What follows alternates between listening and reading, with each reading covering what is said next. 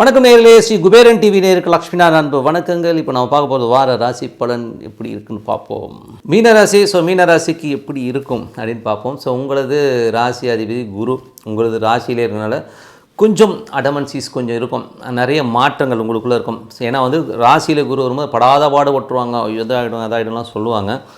என்னை பொறுத்தவரை ராசியில் குரு இருக்கும்போது உங்களுடைய நிறைய விஷயங்கள் திருத்துவார். 12 வருஷமாக ஒரு வாட்டி தான் அங்கே வரும்போது மீதி இருக்க வருஷங்களில் செய்த தவறுகள் நம்ம என்னென்ன தப்பு பண்ணோம் இதெல்லாம் உங்களுக்கு கிளாரிட்டி போட்டு கிளியர் பண்ணுவார்.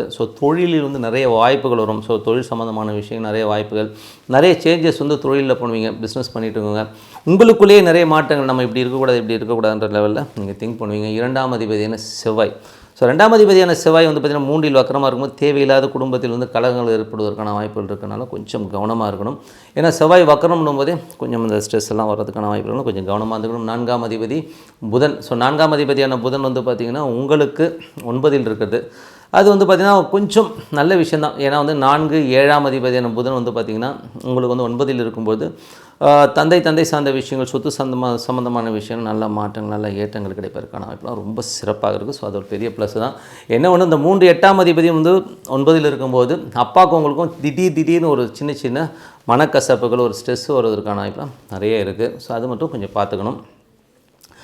மற்றபடி பார்த்திங்கன்னா 5ஆம் அதிபதி. 5 மற்றும் 5ஆம் இடத்துக்கு பார்த்திங்கன்னா சனியின் பார்வை இருக்கிறதுனால நல்ல உல்லாசம், சந்தோஷம், குழந்தைகளோட ஒரு ஜாலியாக இருக்கிறதுக்கான வாய்ப்புலாம் ரொம்ப நல்லா இருக்குது. அந்த மாதிரி விஷயங்கள்லாம் ரொம்ப சிறப்பாகவே இருக்குங்க. மற்றபடி 6ஆம் அதிபதி. 6ஆம் அதிபதியான சூரியன் உங்களுக்கு 9இல் இருக்கும்போது வேலை விஷயமாக வெளிநாடு செல்வது, வெளிநாட்டுக்கு போய் படிக்கணும்னு நினைக்கிறவங்களுக்குலாம் கிடைக்கிறதுக்கான வாய்ப்பு ரொம்ப சிறப்பாக இருக்குது. மற்றபடி அப்பா சம்மந்தமான விஷயங்கள் சின்ன மாற்றங்களில் ஒரு ஸ்ட்ரெஸ் போக முடியாது. மற்றபடி எல்லாமே சிறப்பு தான். வெளிநாட்டுக்கு ரொம்ப நாளாக போகணும் அப்படி நினச்சிட்டு இருக்கவங்களுக்கு கூட வெளிநாடு செல்வதற்கான வாய்ப்புலாம் ரொம்ப சிறப்பாக இருக்குது. அதுக்கான விஷயங்களும் ரொம்ப சிறப்பாகவே இருக்குது. 7ஆம் அதிபதியான புதன். 7ஆம் அதிபதியான புதன் 9இல் இருக்கும்போது உங்களுக்கு நல்ல மாற்றங்கள், கணவன் மனைவி உறவுகளும் சரி, நல்ல ஒரு பிஸ்னஸ் பார்ட்னர்ஷிப்ஸும் சரி, நல்ல ஒரு வளர்ச்சி கிடைப்பதற்கான ரொம்ப சிறப்பாக இருக்குது. 8. 8ஆம் அதிபதியான சுக்கிரன். 8ஆம் அதிபதியான சுக்கிரன் பார்த்திங்கன்னா உங்களுக்கு 9இல் இருக்கும்போது நல்ல ஒரு விஷயங்கள், கணவன் மனைவி உறவாக இருந்தாலும் சரி, எதுவாக இருந்தாலும் சரி. ஏன்னா 8னும் போதே சுக்கிரன் 9இல் இருக்கும்போது கொஞ்சம் தேவையில்லாத விஷயங்களே ஆர்குமெண்ட் வைக்கும் அப்பாவுக்கும் உங்களுக்கும். அந்த மாதிரி விஷயங்கள் ரொம்ப கவனமாக இருக்கிறது ரொம்ப நல்லதுங்க.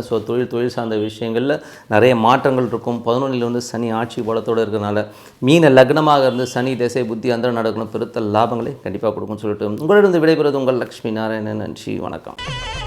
ஸ்ரீ குபேரன் டிவியை பார்த்தமைக்கு நன்றிகள். மேலும் இது போன்ற தகவல்களை தெரிந்து கொள்ள ஸ்ரீ குபேரன் டிவியை சப்ஸ்கிரைப் செய்யுங்கள். மறக்காமல் பெல் ஐக்கானை கிளிக் செய்யுங்கள்.